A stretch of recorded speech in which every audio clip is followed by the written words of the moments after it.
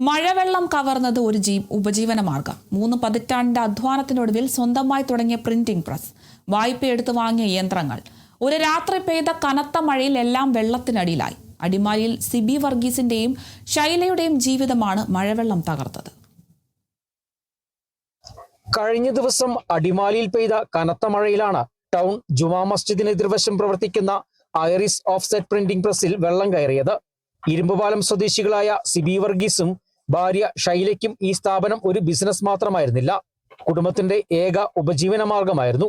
കാലുകൾക്ക് വൈകല്യമുള്ള സിബി 3 പതിറ്റാണ്ടായി വിവിധ പ്രിന്റിംഗ് പ്രസ്സുകളിൽ ജോലി ചെയ്തിരുന്നു. 2 വർഷം മുൻപാണ് സ്വന്തം സ്ഥാപനമെന്ന സ്വപ്നവുമായി അടിമാലി ടൗണിൽ പ്രസ് തുടങ്ങിയത്.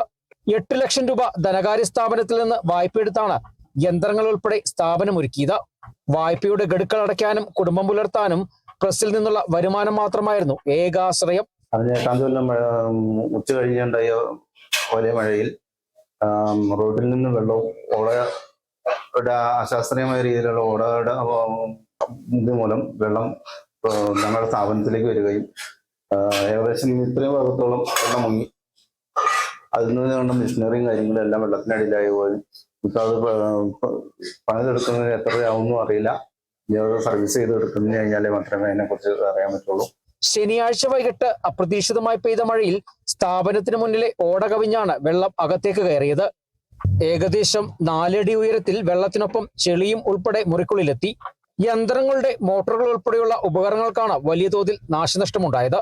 ചങ്ങനാശ്ശേരിയിൽ നിന്ന് ടെക്നീഷ്യൻ എത്തി പരിശോധിച്ചാൽ മാത്രമേ നാശനഷ്ടത്തിന്റെ യഥാർത്ഥ കണക്ക് വ്യക്തമാകൂ. കാലിന്റെ വൈകല്യം കാരണം മറ്റു ജോലികൾ ചെയ്യാനും സിബിക്ക് കഴിയില്ല.